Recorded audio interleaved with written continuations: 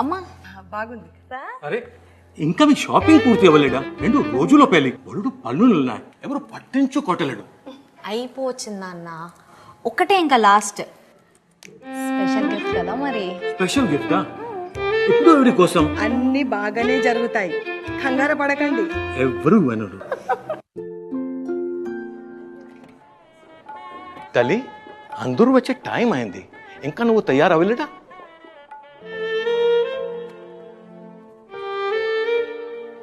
ఏమైందమ్మా? నాన్న, ఇది మీకోసం. కానీ ఇప్పుడు స్పెషల్ గిఫ్ట్ నాన్న. 25 సంవత్సరాలు నన్ను ఎంతో బాగా చూసుకున్నందుకు. గత 25 సంవత్సరాల నుండి మేము మీ అనుబంధాలని అర్థం చేసుకుంటూ వస్తున్నాం.